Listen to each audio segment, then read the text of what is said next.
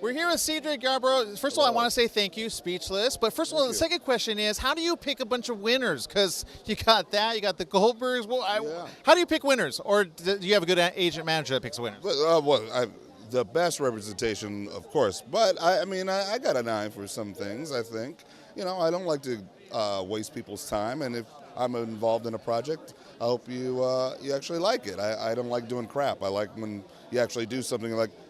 I can rely on that guy. He's going to do something good. You're that guy. Okay. I try to be. No, that's good.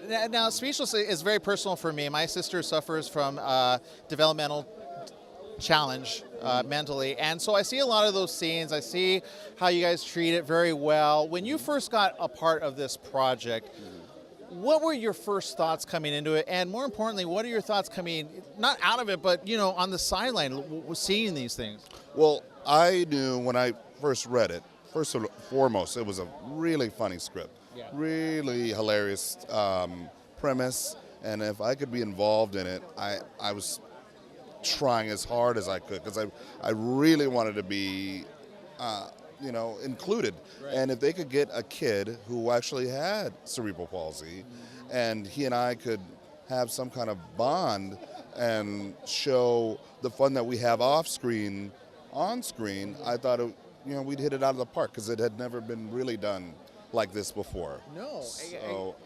and I like that because it's very real. I think you guys have gotten a lot of feedback from communities and families like myself, which say thank you for doing this story. It needed to be done. Well, that's the part that I didn't realize. I went in loving it for me and enjoying what I got out of it, but hearing what it means to families with differently abled kids and that they finally are being represented. They finally have a voice on television that relates to them, that has that particular, their voice is being shown on television. I never realized how important that they really needed that. Well, it's their voice and the family's voice because it's 24/7 care in some instances. My sister, being developmentally challenged, she needs 24/7 care. Yeah. But taking her out places where maybe they are not very conducive or helpful, which again brings me down now to Shane's inspiration.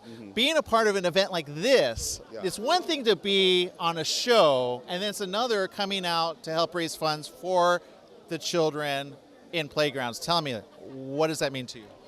That means, it's everything. It means that these kids get to play like all kids should play.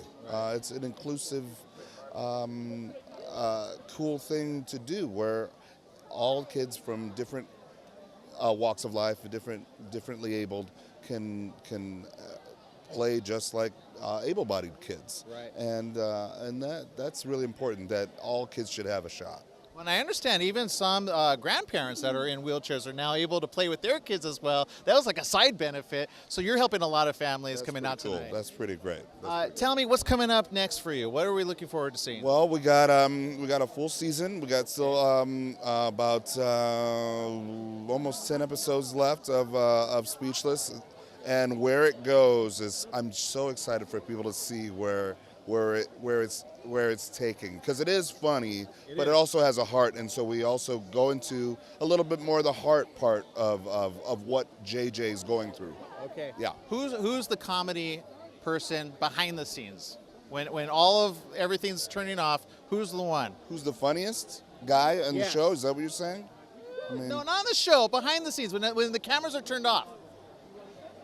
I'm going to say that answer is the same person each and every time. It's me. Okay, all right.